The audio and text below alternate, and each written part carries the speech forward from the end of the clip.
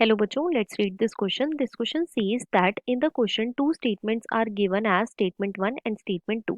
तो basically इस question में हमें दो statements given है, statement 1 and statement 2. Statement 1 is saying the function of the reservoir is to meet with the deficit which occurs due to the imbalance in the rate of influx and efflux. And statement 2 is saying energy flow is multi-directional. अब अगर इस question के मैं की concept की बात करूं तो इस क्वेश्चन का जो की कॉन्सेप्ट है वो है बच्चों ecosystem. Let me right it over here. It is ecosystem. अब सबसे पहले तो देखो इकोसिस्टम क्या होता है. तो जो इकोसिस्टम है ये बच्चों एक फंक्शनल इंटरैक्शन होता है. ये क्या है, ये एक फंक्शनल इंटरैक्शन होता है. और ये इंटरैक्शन किस किस चीज के बीच में होता है, तो ये इंटरैक्शन होता है mainly between biotic and abiotic component. So ecosystem is the functional interaction between biotic and abiotic component.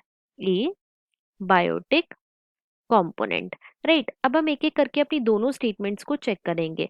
तो स्टेटमेंट 1 में हमें क्या गिवन है, the function of the reservoir is to meet with the deficit which occurs due to the imbalance in the rate of influx and efflux. तो बच्चों ये statement हमारी बिल्कुल करेक्ट गिवन है. क्यों, इसको देखो हम एक एग्जांपल से समझेंगे. सपोज कर लो कि ये एक आपका मेन इकोसिस्टम है. ये क्या है, ये एक आपका मेन इकोसिस्टम है. अब इस मेन इकोसिस्टम के अंदर क्या होगा, इस मेन इकोसिस्टम के अंदर 5 ग्राम कैल्शियम जो है ये रिसाइकिल होके आ रहा है. 5 ग्राम कैल्शियम जो है ये रिसाइकिल होके आ रहा है. राइट, लेकिन इसी मेन इकोसिस्टम से 10 ग्राम कैल्शियम जो है ये बाहर भी निकल गया. तो इस इकोसिस्टम को सस्टेन करने के लिए कितना ग्राम कैल्शियम चाहिए होगा, तो इसको चाहिए होगा 5 ग्राम. अब ये 5 ग्राम कैल्शियम कहाँ से आएगा, तो ये आता है बच्चों रेजर वॉयर से. तो रेजर्वॉयर क्या करते हैं, ये जो भी इम्बैलेंस हो रहा होता है इनफ्लक्स और ईफ्लक्स की वजह से उसको कंप्लीट कर देते हैं. तो यहाँ पे स्टेटमेंट 1 जो है ये बिल्कुल करेक्ट गिवन है. स्टेटमेंट 2 में हमें गिवन है energy flow is multi directional. तो ये स्टेटमेंट हमारी इनकरेक्ट है. क्यों, क्योंकि जो एनर्जी है बच्चों इसका जो फ्लो होता है ये कैसा होता है, हमेशा ही यूनी डायरेक्शनल होता है.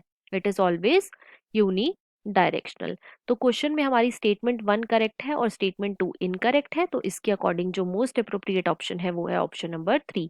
That is statement 1 is correct and statement 2 is incorrect. So the final answer of this question is option number 3. I hope you understood it well. Best of luck.